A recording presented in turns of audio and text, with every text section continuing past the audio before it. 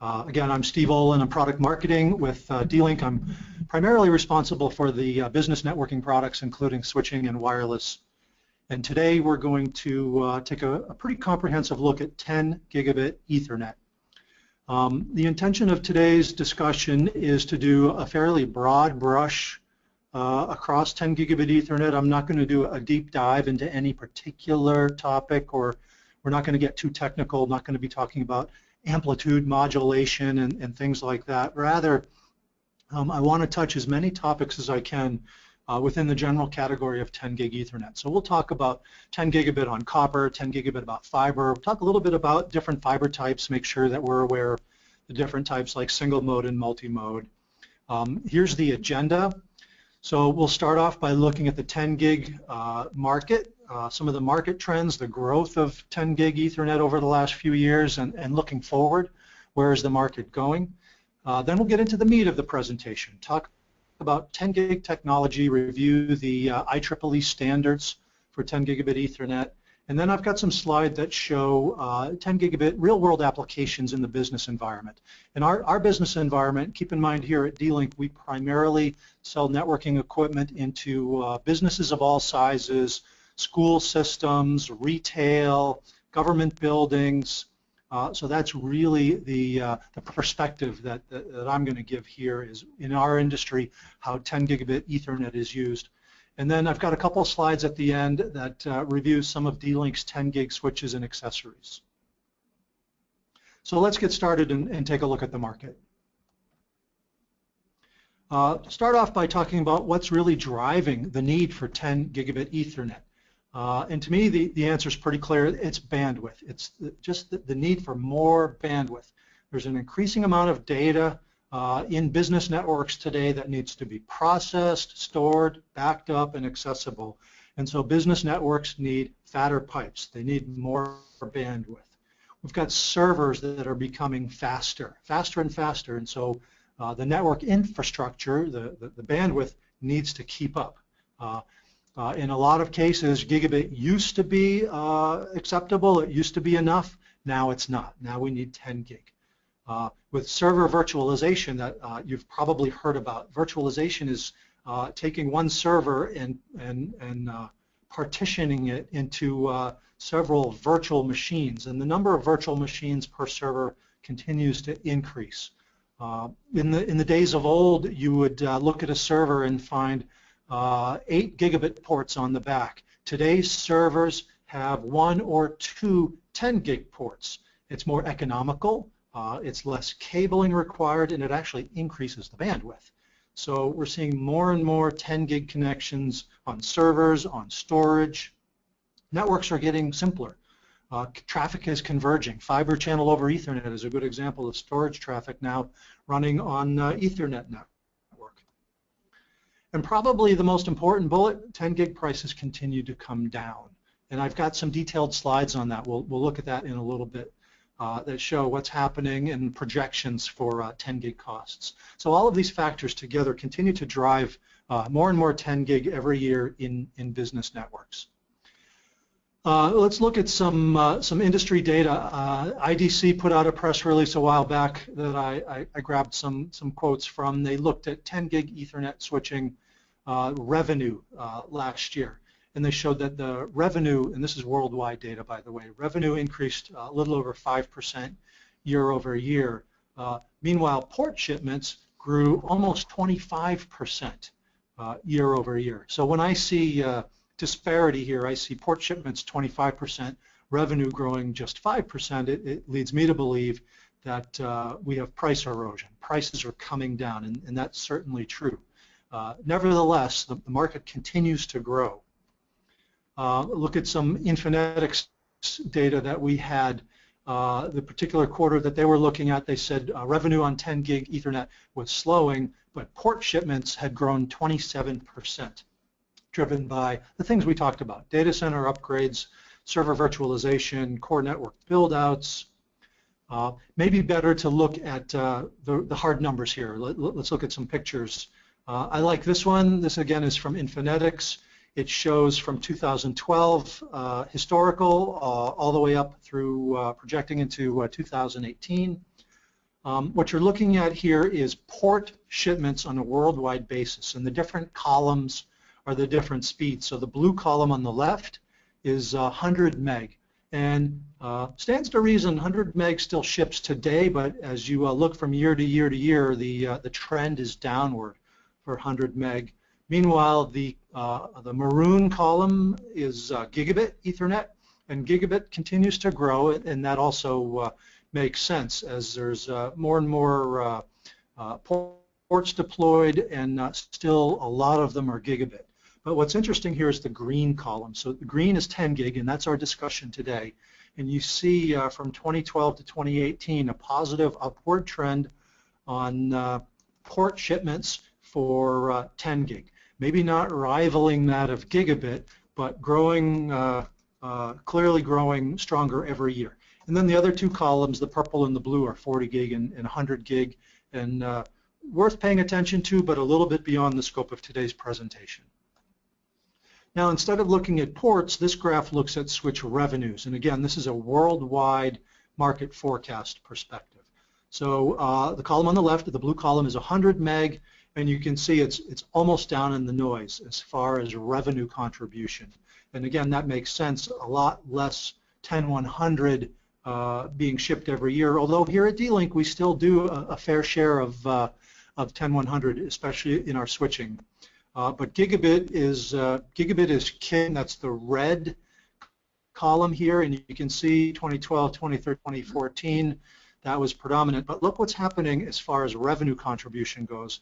Here in 2015 and going into 2016, the gigabit is trending down, and what's trending upwards is the green column, and that's 10 gig. So we actually have a crossover point happening here in 2015, where from a revenue perspective, 10 gig is overtaking gigabit. And then again, 40 gig and 100 gig, certainly not something we want to ignore, but they're kind of down in the noise at this point, but maybe in a year or two, that's something we'll be talking about a little bit more. And then the last slide, maybe the most important one here, is taking that data and looking at it from a cost per port perspective. The blue line at the bottom is 100 meg, and again, it's really kind of down in the noise as far as cost per port, and it continues to go down, by the way, as does gigabit.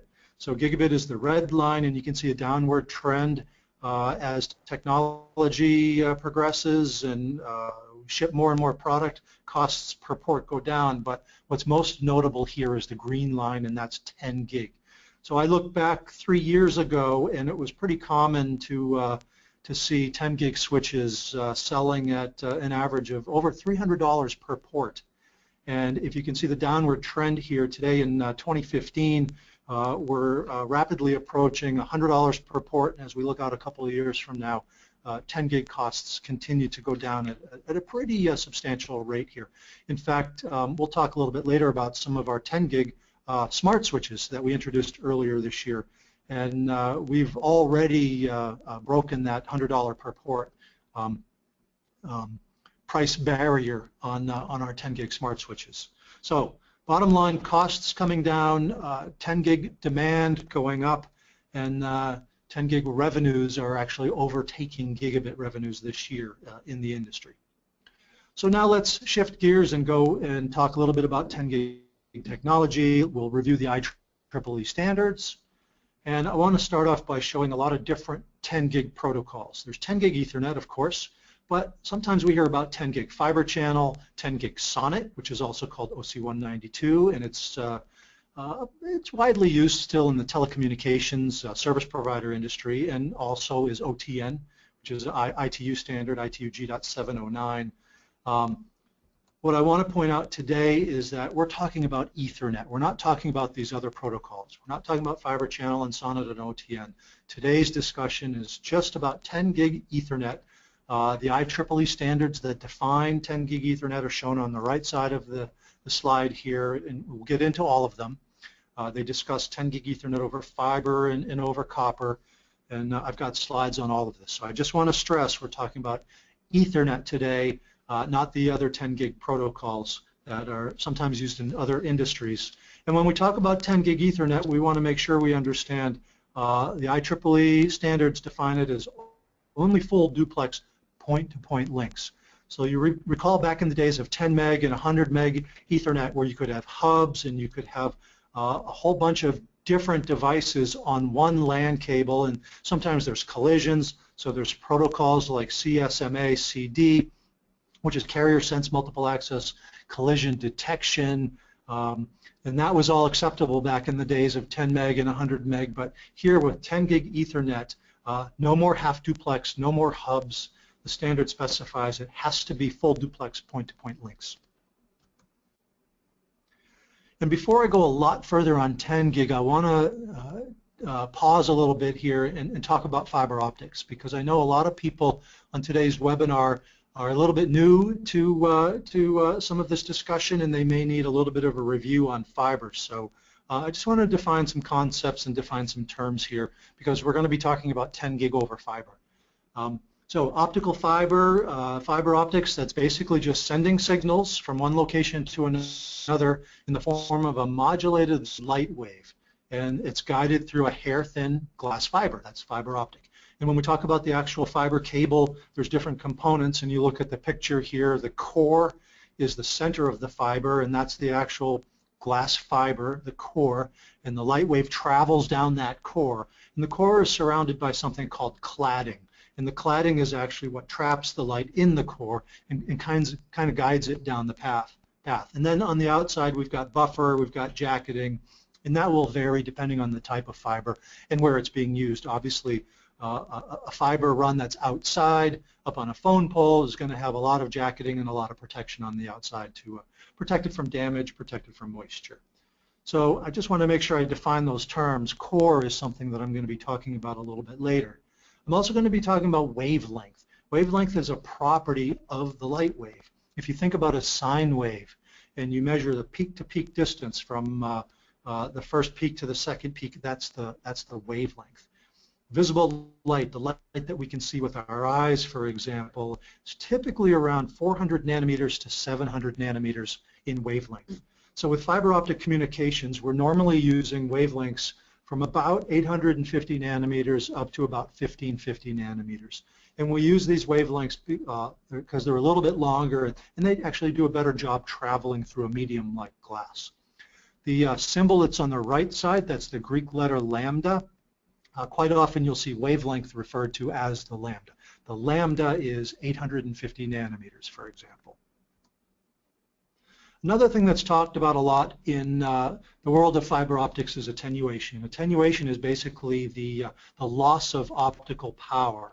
It's measured in dB per length of cable, and attenuation is caused by absorption and it's caused by scattering. So absorption is basically absorption of the light into impurities in the glass, and you can see absorption is shown here on this diagram by the purple dotted line. You see those two peaks there. There's a lot of different fibers that are manufactured that minimize absorption. I'm showing a general, the properties for a general piece of fiber cable here, but those absorption peaks typically occur around 1,000 nanometers, around 1,400 nanometers, and then out beyond 1,600 nanometers. So those are typically wavelengths that are avoided. And then the other cause for attenuation or loss of optical power is scattering. And scattering is shown by the blue dashed line that kind of comes sweeping down from the left. And so you can tell that scattering is inversely proportional to wavelength.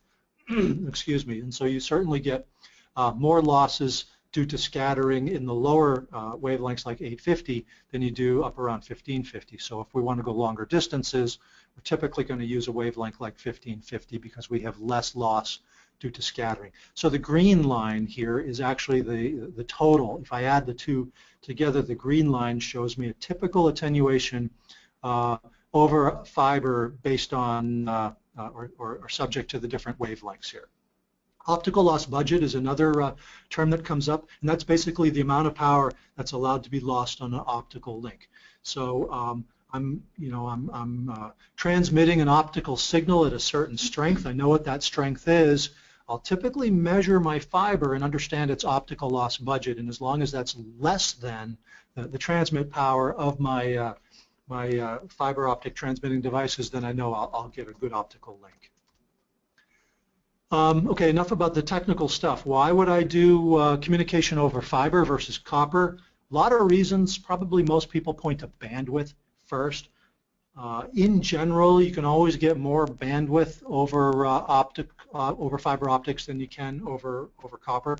Now today we're going to talk about 10 gig, which is doable over both fiber and copper. But when we get up into the even higher speeds, usually fiber is the way to go. Fiber is immune to EMI, electromagnetic interference, so I can take a fiber cable and I can run it on phone poles outside right up near the high voltage wires, and I don't have the same kind of concerns that I would have if that was copper wire as far as susceptibility to EMI. Fiber is going to have much lower attenuation, so in other words, it can go longer distances than copper. That's why telephone companies and cable companies use fiber outside to go from town to town or city to city or state to state. And fiber is not electrical, so I don't have the same concerns when it comes to grounding and lightning outside and crosstalk issues that quite often I do have to be concerned with copper cabling. And then let's get into the two different fiber types. Some of you, I'm sure, are familiar with multimode and single mode. Some of you may not be, so I'll review them quickly here. Multimode fiber is a little bit lower cost than single mode. And in our industry, again, D-Link's industry, where we're providing network equipment into business networks, school systems, retail, government buildings, is usually the fiber type that's deployed. It doesn't go the same distances as single mode, but in a business building, multimode is typically sufficient. So you can save money by going with multimode. There's a lot of different types of multimode cable out there. I call the first version of multimode, I call it legacy multimode fiber cable that was deployed, I guess probably way back in the 70s when fiber was first coming out. Some people call it FDDI grade multimode fiber. It wasn't very good quality, but it's still in some buildings today, buildings that were built back during that time frame. But over the years, multimode fiber has improved in its quality. Started with OM1, OM2. Today, most folks are deploying either OM3 or OM4 fiber cabling, which has a 50 micrometer diameter core on the inside. Multimode is nice because your optics can use LEDs or VCSELs. VCSELs are vertical cavity surface emitting lasers. In essence, they're lower cost, so you can save money on multimode because your optics are lower cost. But again, multimode, shorter distances. In a business building, going from floor to floor or one end to the other end, it's typically sufficient, so you can save money versus single mode. And you can see in the lower right picture here, symbolizing light waves going through that fairly large core. They kind of bounce around a lot, and because of all that bouncing around, we're not going to get the same kind of distance as we would over single mode. So now this slide is showing single mode fiber, typically going to be yellow. If you see a yellow piece of fiber, in all likelihood it's single mode. Single mode has a narrower core. It's 9 micrometers. But it requires higher cost lasers to transmit that optical signal down the fiber. Subsequently, it's better for longer distances. And phone companies, cable companies are going to use single mode fiber to go those distances. And even in a business environment, sometimes single mode fiber would be required, especially for a campus application where we're going across the campus from one building to another, or we've got outside plant, OSP is outside plant, where we have distances to be concerned with. And you can see in the picture on the lower right here, trying to symbolize a light wave going through a single mode fiber because the core is much more narrow. There's not as much bouncing around of the light wave inside. Of course, everything here I'm showing is very simplified. If we were to get extremely technical, there's a lot more to it than that. We'll look at connectors very quickly here. Fiber optic connectors, 10 years ago, SCs and STs were probably the two most popular connector types. Today, in our industry, I see mostly LCs. I still see some SCs, but LCs have become very popular. largely because of the SFPs, the transceivers that we're going to talk about on an upcoming slide. Most SFPs and SFP plus transceivers today have LC connectors on them. So we see a lot of LC connectors. Certainly there are others. A lot of people used to like FCs, and MTRJs were in favor for a while. MPOs are still in use today for even higher speeds. MPOs are multiple fibers in a connector.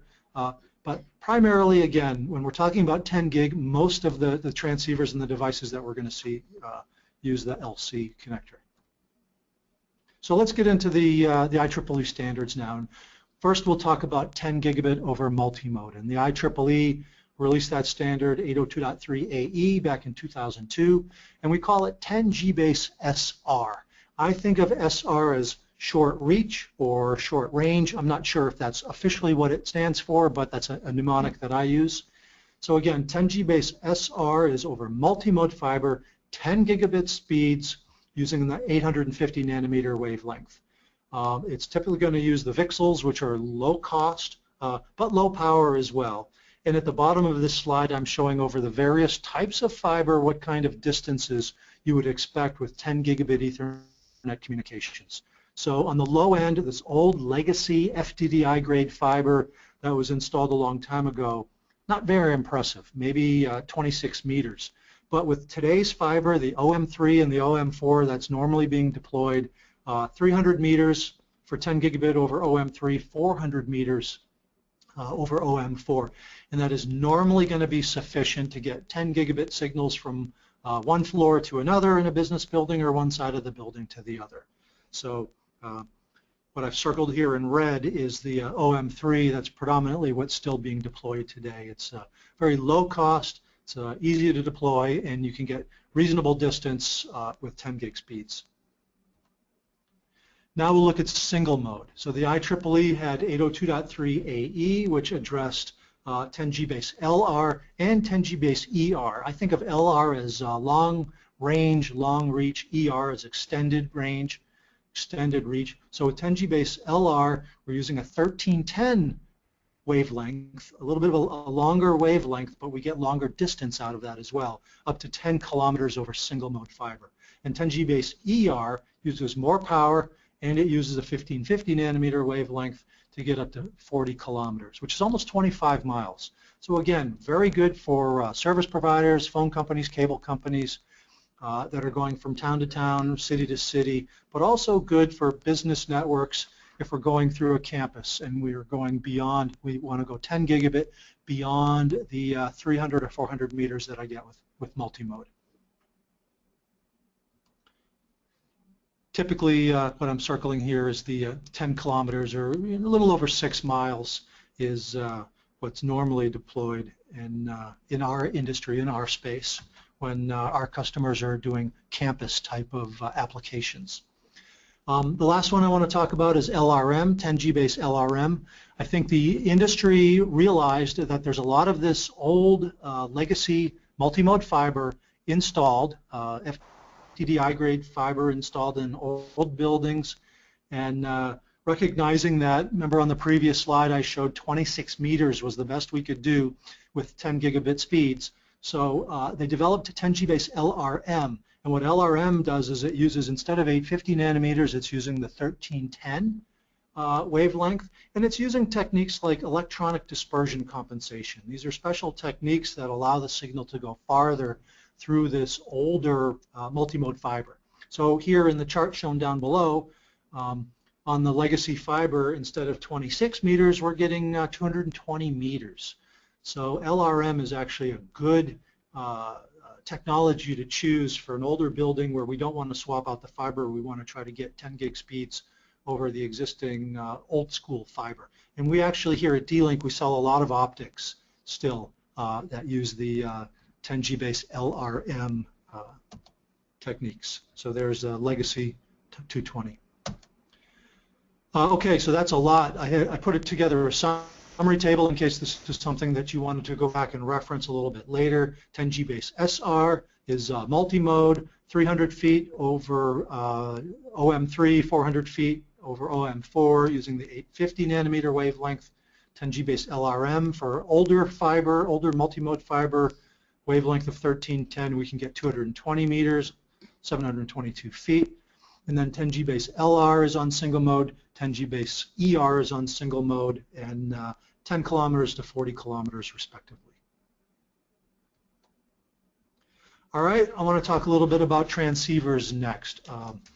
And I want to start with a little bit of history. You see a picture here of an older Ethernet switch that had fixed optical connectors. So this is a 24-port Ethernet switch from quite some time ago, and it was 24 fiber ports, and those look to me to be duplex SC connectors. So this was probably 100 megabits, could have been gigabit, but the problem is these are fixed optical connectors. I can't change them. If those 24 ports are multi-mode, I'm stuck with multi-mode. If they're single mode, I'm stuck with single mode. If they're gigabit, I can't change them to 100 megabit.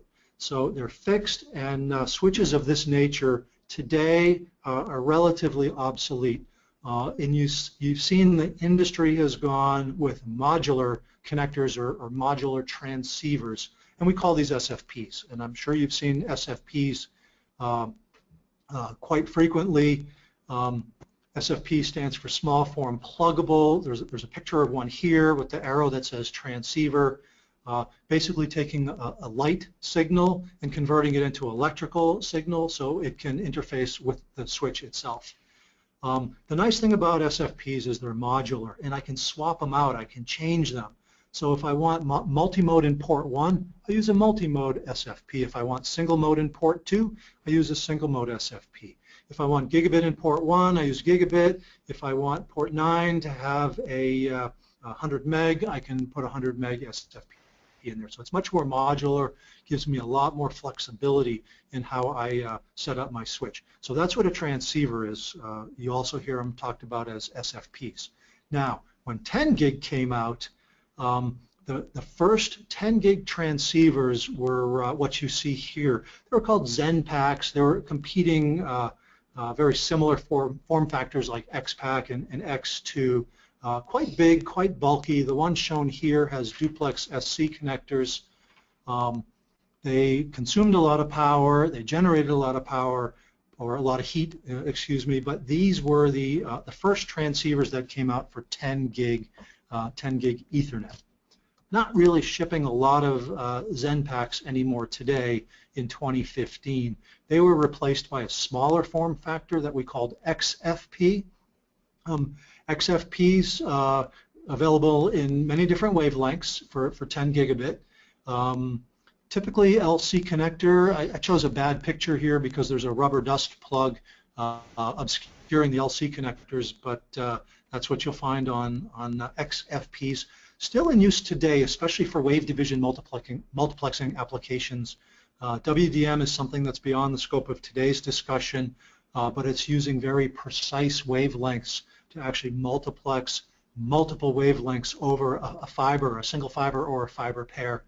So XFPs still in use today, especially for those more specific applications. We still sell some XFP transceivers here at D-Link because a couple of our older legacy switches use XFP for their 10 gig optics. But in general, the industry has gone to SFP pluses. So SFPs came out with 100 meg and gigabit, and now with 10 gig, they're called SFP plus. The plus is enhanced small form pluggable, certainly smaller than the XFP. LC is the connector style, and also available in many different wavelengths. So SFP pluses for 10 gig, available at 850 nanometers, 1310, 1550, and also for wave division multiplexing. SFP pluses, these transceivers continue to come down in cost and make 10 gig Ethernet more and more affordable every day. So we just did a lot of discussion about 10 gig over fiber. I'm going to now talk a little bit about 10 gig over copper because there's several different ways I can do that. And the first one I want to talk about is CX4. So this was actually one of the IEEE standards, 802.3 AK, back in 2004. And you can see a picture here of a CX4 connector and a CX4 cable. it was the, let's see, 15 meters is the, I believe, the maximum distance for CX4 technology. So that means it's typically going to be used within a rack or maybe from rack to rack, but 15 meters doesn't really get you too far. The nice thing about CX4 is it supports the full 10 gig speeds. It's low power, pretty low latency, but it is kind of bulky cable, bulky connector. It's a good technology. It's still used today. We have a family of switches, the DGS 3120 gigabit switches that have 10 gig stacking ports on the backside. We still sell a lot of 3120s, and these use CX4 for the stacking ports. You can see a picture of that here. So reasonably large install base. I think CX4 is a good technology, but it's slowly being replaced by 10G base T. So 10G base T, a little bit of a newer standard, although this has been out for upwards of 10 years as well. 10G base T is using a much more familiar connector. There's a RJ45 that we're used to with 10100, 1000 Ethernet. So same RJ45. Now with 10G base T, we can do 10 gigabits up to 100 meters, which is the distance that we typically think about when we think about Ethernet over copper. The one restriction here is it needs to be, per the standard, it needs to be Cat 6A, Cat 7 or better cabling. So I believe the standard does address 10G base T over Cat 6, and I think it allows for a limited distance. I've seen different vendors talk about distances from 30 meters to 55 meters. But I know when you're working with Cat 6 and 10G base T, we have to be a little bit more concerned about the quality of the installation, the routing of the cables, the bundling of the cables, what kind of crosstalk we're going to get from cable to cable. So in my mind, if we're working with 10G base T, it's a lot safer to ensure that we have Cat 6A or better cabling. That way we know we get the full 10 gig speeds up to the maximum allowed distance, which is 100 meters. 10G base T is also backward compatible with 1 gig. So if I have a 10G base T switch, I can plug 10 gig devices into it. I can also plug 1 gigabit devices into it. More on 10G base T. I'm not even sure I'd call it a maturing technology anymore. I think at this point it is a mature technology, and it's ready for prime time. 2, 3, maybe 4 years ago, the silicon vendors came out with new PHY chips. This is the silicon that actually does the 10 gigabit copper. Lower size, lower cost, lower power consumption, therefore less heat generation, and 10G base T at that point in time really became, as I say in the note below, ready for prime time. So today we see switches with 10G base T, and they're low cost, they're pretty low power. We see servers and PCs that may have 10G base T on the motherboard, directly integrated on the motherboard, which would be LAN on motherboard, and a lot of NIC cards as well, network adapters that are available to provide that 10 gig connectivity for servers and PCs. And I've got some examples of those coming on a future slide. So the point here, 10G base T, 10 gig over copper with Cat 6A, Cat 7. It's definitely something that is making 10 gig more and more of a reality for business networks of all sizes. I don't want to discount another 10 gig over copper technology called direct attach. A lot of people call these cables direct attach copper or DAC cables. This is basically a twin axe copper cable, and if you look at that cable, there are connectors at each end that are SFP plus style connectors. And so what you do with direct attach copper is you plug these into your SFP plus switch ports or your server ports or your storage ports. And this is a very low cost way to get 10 gig connectivity without having to spend money on fiber. So recognizing that multi-mode fiber costs money, the SFP plus transceivers, one for each end of the switch, will cost money. Terminating your fiber, splicing connectors costs money. If you're going short distances up to roughly 7 meters, you can forego the multi-mode fiber and use direct attach copper. So we see a lot of direct attach being used, especially within a rack, from switch to switch or switch to storage, or even from rack to rack, as long as the distance is limited to 7 meters.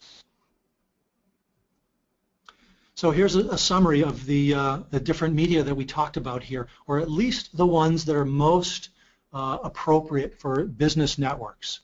The first one we talked about, multimode fiber, 10G base SR, very low power consumption, latency is very, very low. Cost, I would say, used to be high now because optics cost is coming down. I'd say the cost for multimode solution is kind of medium. Maximum reach, 400 meters over OM4, and because it's optics, there's virtually no crosstalk issues that we have to worry about. With direct attach that we talked about on the previous slide, it's a twin-ax copper, again, low power consumption, low latency. The cost is pretty low, but we're limited on distance, so 7 meters maximum with direct attach, and not a lot of concerns with crosstalk. I say low on crosstalk. I didn't put CX4 in here because of the distance limitations and the fact that CX4 is slowly falling out of favor. So I'm showing here 10G base T, which, as we talked about, Cat6A, Cat7 copper, we get the full 100 meters that we're accustomed to with Ethernet. A little bit higher power consumption. Right now we're looking at typically between 3 to 5 watts per port.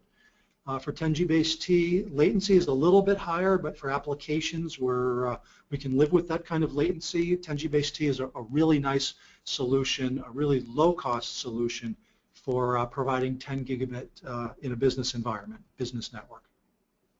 Okay, so that was a lot on technology for 10 gig standards. I'm going to go into applications now. How is 10 gig used in the real world, in business networks? First one we'll show here I call 10 gig to the desktop. So this is out at the edge layer of a business network. Maybe it's a small office network, and it's running some specialized applications where the workers, the employees need 10 gigabits to their desktop for one reason or another. Maybe they are doing video editing and they have large files going back and forth from their PCs to the servers in the storage, or medical imaging files, or CAD files. Could be a variety of different applications, but the point here is out at the edge layer we need 10 gig connectivity from the workstations to the servers and the storage. So we use a 10 gig smart switch, showing an 8-port 10G base T smart switch here. So we've got Cat6A, Cat7 connecting the workstations to the switch, and then the switch over to the servers and the storage, all happening out on the edge of the network. And note here I show a laptop and a printer that are 1 gig. We can still plug those into this 10G base T smart switch as well. So that's at the edge layer. Here's an example network, maybe a small or medium-sized office network where we're using 10 gig in the distribution layer. So at the edge, we've got gigabit switches, typically going to be 24 and 48 port gigabit switches that are connected out to the employees, the workstations, the IP phones, the printers, and then all of that gigabit traffic gets aggregated by these smart switches with 10 gig uplinks into the distribution layer of the network. And here I'm showing another, this one is an SFP+, so this is an optical switch, a smart switch that's taking in these 10 gigabit links from the edge switches and aggregating all that traffic. And of course, if I'm concerned about redundancy, I can add a second switch here in the distribution layer to handle redundancy in case of a failure. And then there's a lot of protocols that I would use. ERPS is Ethernet ring protection switching. Some people just prefer to use spanning tree, etc., to handle the redundancy here. And in the case where I've got a little bit of a larger network, an enterprise or a campus network, and my 10 gig switches in the distribution layer are really getting full of traffic, maybe I would want to use 40 gig uplinks into the core of the network. So here I'm showing some managed layer 3 switches at the distribution layer. Again, they're taking in the 10 gig links from the edge, and they're aggregating all of that traffic and then sending 40 gig uplinks, probably over multimode fiber, up into the core of the network. 10 gig also used in the core of the network. Here's sort of a smaller business enterprise type of office network where they're going to use these managed layer 3 10 gig switches in the core. So Out at the edge, we've got gigabit with 10 gig uplinks into the distribution layer. Distribution layer takes in 10 gig, it aggregates that traffic, so perhaps these are smart switches, and then we have 10 gig up into the core, and we're using these managed layer 3 switches for redundancy. I have protocols like ERPS or even VRRP, which is Virtual Routing Redundancy Protocol.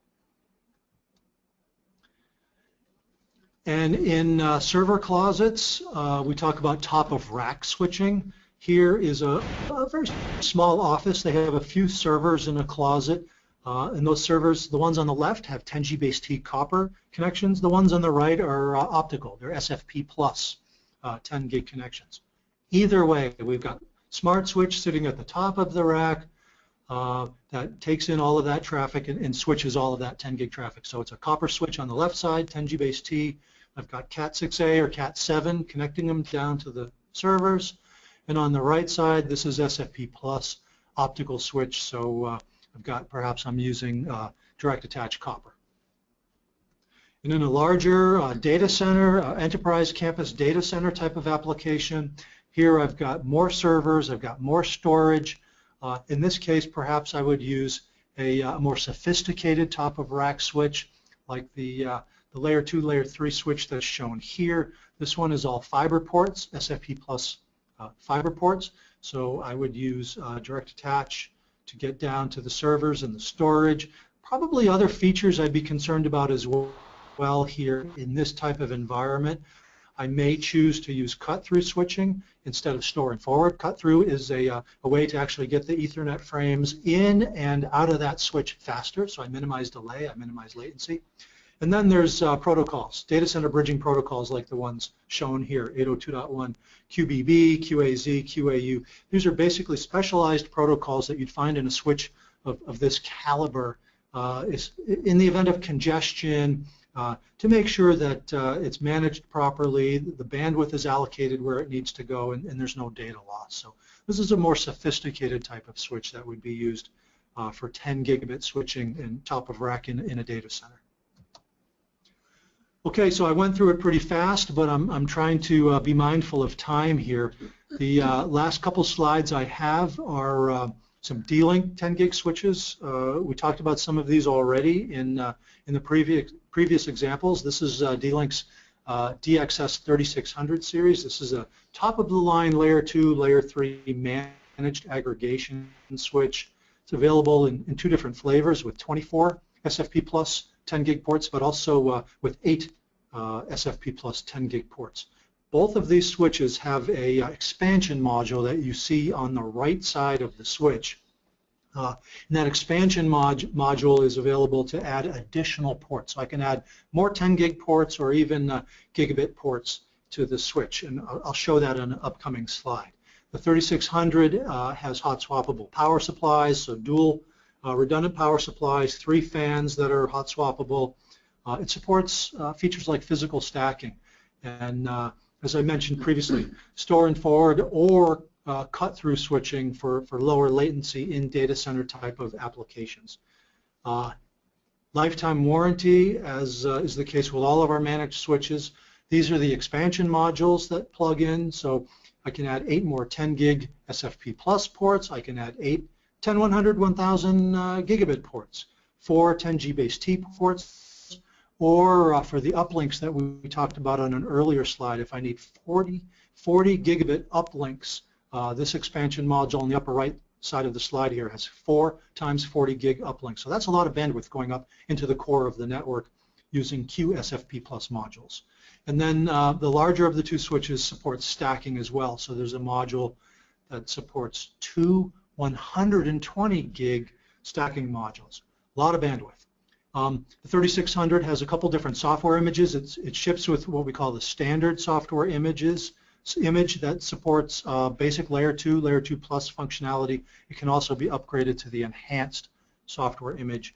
And I'm not going to read all of these protocols to you here, but it's very advanced layer 3 routing, multicasting, and MPLS types of functionality. But now we can certainly step down in caliber and step down in price, and we can get 10 gig switching functionality in smart switches as well. We introduced the 1210 series earlier this year. It's been a very successful product for us, the DXS 1210, available in 10G-based copper as well as SFP Plus fiber. The unit on the top, the 12TC, has 8 10G-based copper ports, 2 SFP Plus fiber ports, and then ports 11 and 12 are what we call combo ports. They can function either as copper or fiber. And then the 12SC shown on the bottom is 10 fiber ports and 2 combo ports. So the 1210 series is it's what you would expect in a smart switch. It's web smart. It's very affordable, designed for networks, business networks of all sizes. It does support static routing and Ethernet ring protection switching, and all of the essential layer 2 features like VLAN, QoS, spanning tree, IGMP snooping that you would expect in a web smart type of switch. And it also comes with the advanced security features, most notable access control lists, IP MAC port binding, etc. We are announcing in first quarter of next year a new smart switch in our Easy Smart family of switches, the 1100 series. So this is the DXS 1100. So this is even lower cost 10 gig switching, and this one is also 10G base T. The first 8 ports are 10 gig copper, and then ports 9 and 10 are 10 gig SFP plus. So this is not quite as sophisticated as the 1210s. It still has the same essential layer 2 switching features like VLAN and QoS and IGMP snooping, maybe lacking on some of the other more sophisticated features. But this is a very low cost, a very affordable 10 gig switch for networks basically of all size. So look for this coming in early first quarter of next year. And when we're talking about 10 gig, we have many families of gigabit switches. These would be work group type of switches that all have 10 stacking ports or uplink ports. So what I'm showing here, circled in the red ovals, all of these gigabit switches, again, typically 24, 48 port switches, they're all going to have either 2 or 4 10 gig ports that would be used for uplink into the distribution layer of the network, or perhaps used for stacking. And I'll remind you that the DGS 1510-20 is today's giveaway. That is a 16-port gigabit Smart Pro switch, and it also has 2 gigabit SFP and 2 10 gigabit SFP plus ports. So stay tuned for that giveaway coming shortly. In our accessories, we have network adapters. The one on the left is a single SFP plus 10 gig port. The one on the right is dual 10G base T ports. So that's dual 10 gig copper ports. In both cases, the interface is a PCI Express interface. Remind you, some of you may be aware, we are currently running a promotion right now when anybody buys a DXS 1210-12TC, that's the web smart 10G base T switch. You qualify for a free DXE 820T, that's the dual port 10G base T NIC card. So that's a pretty neat deal there, and that promotion will go through the end of December. Transceivers I won't spend a lot of time on. We sell a lot of different optics, 100 meg gigabit.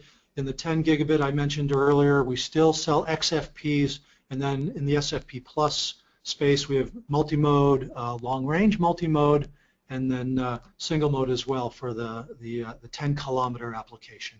And then direct attach copper. These are direct attach copper cables. You recall I mentioned earlier these are used for shorter distances up to 7 meters. They use the SFP plus connections on a switch to a server or to the storage, and they're really a great low-cost way to get 10 gig connectivity without having to spend money on fiber optics and cable. Okay, so I ran a little bit long, but that's basically the presentation. Summarize what we talked about. 10 gig market, it's growing in terms of revenue. In fact, worldwide, 10 gig is overtaking gigabit this year in the switching revenue market. But on the other hand, costs are continuing to go down. Costs are shrinking, and we saw that as well. We saw 3 or 4 years ago, on average, 10 gig was selling at $300, $350 per port, and today we're approaching that $100 per port, And in fact, with the smart switches that I showed earlier, we've eclipsed that already in a big way, well under $100 per port when we're looking at 10 gig smart switches. 10 gig, not just for data centers anymore, low-cost smart switches I mentioned, optics pricing on multi-mode and single-mode transceivers continues to come down in the industry. 10G base T with the new advances in silicon, 10G base T shipping more and more every month, certainly ready for prime time. So 10 gig Ethernet now can be used pretty much anywhere in a business network. At the edge for specialized applications where we need 10 gig to the desktop, and the distribution layer, aggregating 10 gig links coming from the edge or in the core of the network. 10 gig Ethernet, basically affordable for networks of all sizes. So again, I ran a little bit long. Sorry about that, but thank you for your patience, and that's what I got.